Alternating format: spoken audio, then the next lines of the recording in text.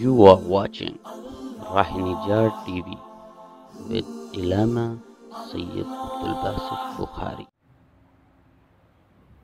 औज़ुबिल्लाहिमिनश्शैतानिर्रजीम बिस्मिल्लाहिर्रहमानिर्रहीम क़ालल्लाहु तआला फ़िल कलामिल मजीद वल फ़ुरक़ानिल हमीद इन्नल्लज़ीना युबायिऊनका इन्नमा युबायिऊनल्लाह यदुल्लाहि फ़ौक़ा अयदीहिम सदक़ल्लाहु मौलानल अज़ीम सल्लु अलल हबीब अल्लाहुम्मा सल्लि अला सय्यिदिना व मौलाना मुहम्मद व बारिक वसल्लिम वसल्लि अलैहि। हमारी गुफ्तगू का उन्वान है कि सहाबाए किराम रिदवानुल्लाहि ताला अन्हुम अजमईन की दीन मुस्तफ़ा करीम सल्लल्लाहु अलैहि वसल्लम की खिदमत किस अंदाज में थी, कैसी थी। जो मैंने आयत पाक पढ़ी है ये बैतुश शजरा भी कहा जाता है। बैत रिज़वान के हवाले से एक मुआहिदा, एक बैत हुई थी जब हज़रत उस्मान गनी ज़ुन्नुरैन रज़ियल्लाहु ताला अन्हु को कासिद बनाकर प्यारे आका करीम सल्लल्लाहु अलैहि वसल्लम ने भेजा था कुफ़ार की जानिब। तो ख़बर ये फैल चुकी थी कि हज़रत जनाब उस्मान गनी रज़ियल्लाहु ताला अन्हु को शहीद कर दिया गया है। तो नबी पाक सल्लल्लाहु अलैहि वसल्लम ने 1500 सहाबा को बुलाकर एक दरख्त के नीचे बैत ली थी। 1500 सहाबा के हाथ थे और नबी पाक सल्लल्लाहु अलैहि वसल्लम ने पहले अपना हाथ रखा, फिर सहाबा का हाथ रखा। सहाबा आते बैत करते और आका करीम सल्लल्लाहु अलैहि वसल्लम ने सबसे ऊपर फिर अपना हाथ रखा। अब सबसे ऊपर अपना हाथ रखा। मोहब्बत का आलम देखिए, जो मैं चीज़ समझाना चाह रहा हूँ। हाथ रखा, फरमाया ये उस्मान का हाथ है। किसका हाथ है? ये मेरे उस्मान का हाथ है। दूसरा हाथ रखा, फरमाया ये मेरा हाथ है। अल्लाह ताला की रहमत जोश में आई, अपने हाथ को अपने प्यारे उस्मान का हाथ कह रहा है। मैं कुरान की सूरह फतह की आयत नाजिल करके कह रहा हूँ, ये जो ऊपर वाला हाथ है ना, यदुल्लाहि फौका अयदीहिम, महबूब देखने में ये तेरा है, असल में ये अल्लाह का हाथ है। यदुल्लाहि फौका अयदीहिम, ये जो ऊपर वाला हाथ है ये किसका हाथ है? अल्लाह का हाथ है। हुजूर ने अपने हाथ को हज़रत उस्मान का हाथ कहा, अल्लाह ने नबी पाक सल्लल्लाहु अलैहि वसल्लम के हाथ को अपना हाथ कहा। इसे बैत रिज़वान कहा जाता है और या बैत शजरा भी कहा जाता है। बहरहाल ये नबी पाक सल्लल्लाहु अलैहि वसल्लम की खिदमत के लिए गए थे। पहली हदीस मुबारका, हदीस पाक के रावी हज़रत अनस, मुत्तफ़क़ुन अलैह हदीस पाक है, बुखारी शरीफ में मौजूद है। ग़ज़वा खंदक का बाब है। इसमें है कि अल्लाहुम्मा इन्नल आयशा आयशुल आखिरा फ़ग़फ़िर लि अंसारी वल मुहाजिरा। ये दुआ है जो मुहाजिर और अंसार सहाबाए किराम के हवाले से मेरे आका करीम सल्लल्लाहु अलैहि वसल्लम ने मांगी है। जंग का मैदान गर्म होता रहता था, कुफ़र और इस्लाम के फ़र्क के लिए जिहाद की जाती रहती थी और नबी पाक सल्लल्लाहु अलैहि वसल्लम के सहाबा कमर बस्ता रहते थे। कब किस वक्त इस्लाम की सरबुलंदी, इस्लाम की हिफाजत की खातिर बुलावा आ जाए तो हम हाजिर हो जाएंगे। खंदक खोदने का मशवरा दिया गया कि बहुत बड़ी खंदक खोदी जाए, जिसे ग़ज़वा खंदक कहा जाता है।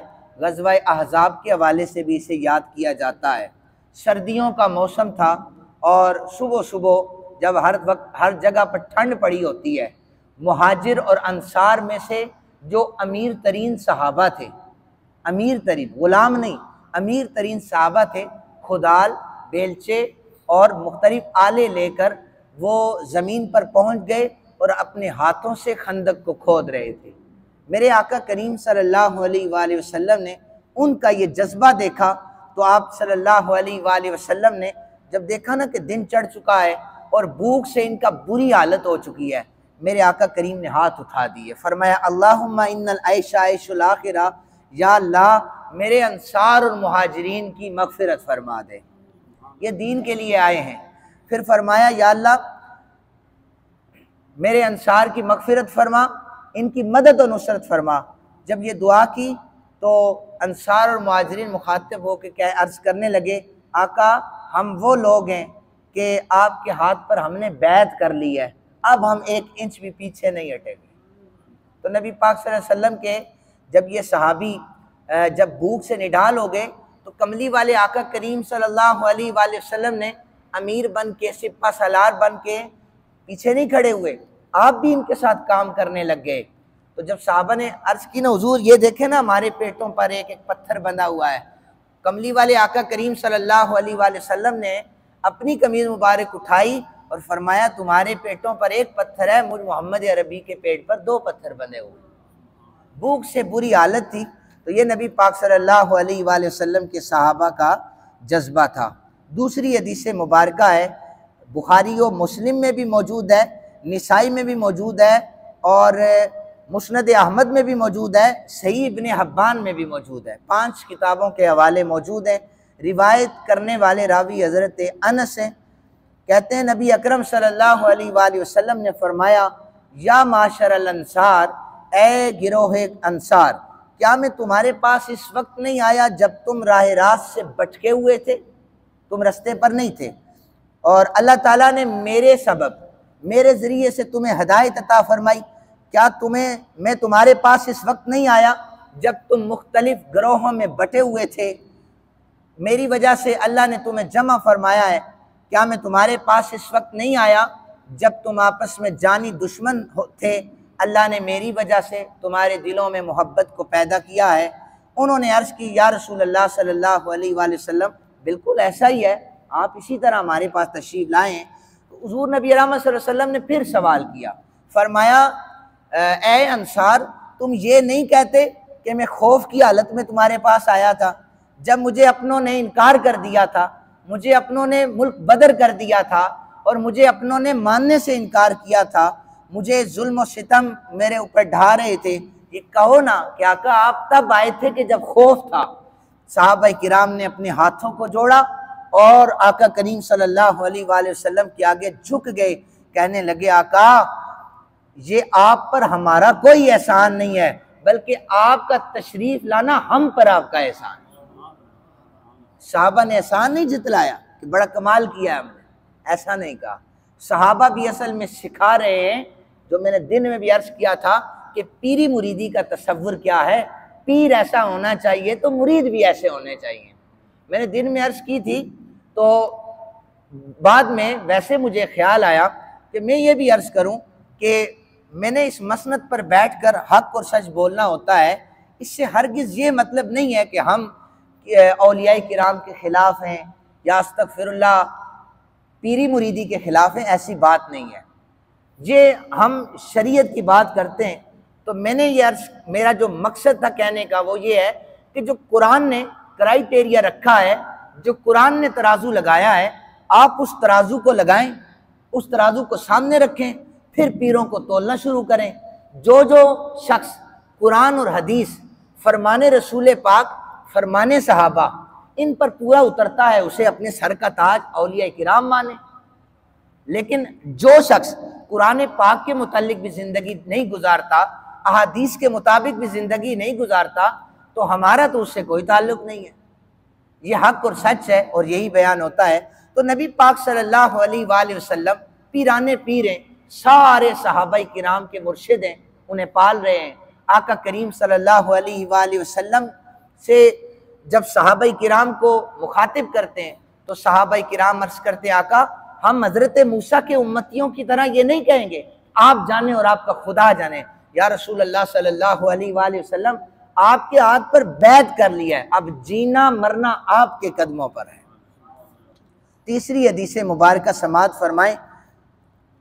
इस हदीस पाक के रावी हैं हज़रत बशीर असलमी रदी अल्लाह ताला अन्हु, और ये तबरानी शरीफ की रिवायत है। जब मुहाजिर मक्के में तशरीफ़ लाए तो पानी की किल्लत बहुत ज़्यादा थी। कबीला बनी गफ़ार के एक शख्स, इसके पास एक कुआं था, बेरे रूमा उसका नाम था, देखा होगा आपने। अभी भी जब हज उम्रे के लिए जाते हैं ना लोग, तो बस बाकायदा वहाँ पर रुकती है, मुतव्वा आकर कहता है कि ये बेरे रूमा है, और पाबंदी भी लगा देते हैं, बाज़ औक़ात पानी नहीं निकालने देते, लेकिन बाज़ औक़ात पानी वहाँ से लोग इस्तेमाल भी करते हैं। तो बहरहाल ये बेरे रूमा, बेर कुएँ को कहते हैं, रूमा जगह का नाम है। इस पानी, ये जो इस कुएँ का पानी था ये मीठा था। तो जो शख्स भी पानी की किल्लत की वजह से इस शख्स के पास लेने जाता तो ये पानी बेचा करता था। नबी रहमत सल्लल्लाहु अलैहि वसल्लम परेशान थे। आका करीम सल्लल्लाहु अलैहि वसल्लम ने उसे फरमाया, ऐसा करो कि ये कुआं मुझे बेच दो। उसने कहा, आप देंगे क्या? हुजूर ने फरमाया, जन्नत दे दूंगा, जन्नत के बदले कुआं दे दो। कहने लगा, मेरे बच्चे हैं, मैं जन्नत अभी लेकर क्या करूंगा, मुझे पैसे चाहिए, ऐसे नहीं दूंगा। बहरहाल ये उसका अकीदा था, उसे सहाबी भी नहीं लिखा गया फिलहाल हदीस पाक में। तो नबी पाक सल्लल्लाहु अलैहि वसल्लम से अर्ज़ करने लगा, मेरे अयाल हैं, मेरे अलावा इस चश्मे के अलावा कुछ और भी नहीं है कमाई का ज़रिया, तो मैं ऐसा नहीं कर सकता। खबर ये हज़रत उस्मान गनी ज़ुन्नुरैन पर पहुंची। आपने खबर को सुना, फरमाया, बोल कितने पैसे मांगता है? कहने लगा, 35,000 दिनार मांगता हूँ। ज़रा सी भी बारगेनिंग नहीं की, आपने फ़ौरन उसे पैसे दिए, सारा चश्मा ख़रीदा और आका करीम सल्लल्लाहु अलैहि वसल्लम की बारगाह में हाजिर होकर अर्ज़ करने लगे, आका जी, वो जो मीठे पानी का कुआं था ना, मैंने आपके गुलामों के लिए ख़रीद कर वक्फ कर दिया। मेरे हुजूर ने फरमाया था, मेरे साहबा देखो जन्नती, देखो जन्नती, ये मेरा उस्मान जन्नती है। और देखें हज़रत उस्मान गनी की कितनी खिदमात है ना इस्लाम के लिए, ये उम्मत नहीं बन सकती किसी। मैं अक्सर कहता हूँ, हम परेशान हो जाते हैं, पता नहीं हमारे साथ ऐसा क्यों हो रहा है। इस उम्मत ने हज़रत उस्मान गनी जैसे खिदमत गुजार साहबी को नहीं छोड़ा, कुआं खरीद कर दे दिया। अच्छा, फिर मस्जिद नबवी शरीफ में जगह कम पड़ रही थी, इस्लाम को अल्लाह उरूज अता फरमा रहा था। आका करीम सल्लल्लाहु अलैहि वसल्लम ने फरमाया, कौन है मेरे सहाबा में से जो मस्जिद की तोसी के लिए जगह खरीद कर वक्फ करना चाहता है? हज़रत उस्मान गनी खड़े हो गए, या रसूलुल्लाह सल्लल्लाहु अलैहि वसल्लम, मैं सारी ज़मीन खरीद कर इस्लाम के लिए वक्फ कर दूंगा। आका करीम सल्लल्लाहु अलैहि वसल्लम ने फरमाया, मेरे उस्मान, ज़मीन को देख ले, वो बहुत बड़ी ज़मीन है, देखो, देख कर सौदा करो। अर्ज़ करने लगे, आका, जहाँ पर मोहब्बत हो जाए वहाँ पर ज़मीन देख कर सौदे नहीं किए जाते। आपने फरमा दिया है और सौदा हमने तय कर लिया, क्योंकि ये सौदा जो है ये अल्लाह के साथ है, इसलिए बस हमने तय कर लिया है। अच्छा, ये सारी चीज़ें हज़रत उस्मान के एहसानात थे। अब ज़रा हदीस मुबारक आखिरी सुनिए। इस हदीस मुबारक को मुस्नद अहमद और सुनन निसाई में नकल किया गया है, और इस हदीस पाक के रावी हज़रत सलमा बिन अब्दुर्रहमान है। कहते हैं, अब दौर पलट गया, हज़रत उस्मान गनी का दौर था। आपने जब लोगों ने आपको शहीद करना चाहा, अपने मकान के ऊपर से लोगों को झांका। जिस दिन बागियों ने मासरा किए हुए थे, घेरा तंग कर लिया था, और हज़रत उस्मान गनी ज़ुन्नुरैन ने ना ऊपर से झांक कर फरमाया, मैं कुछ सवाल करना चाहता हूँ तुमसे। जी कीजिए।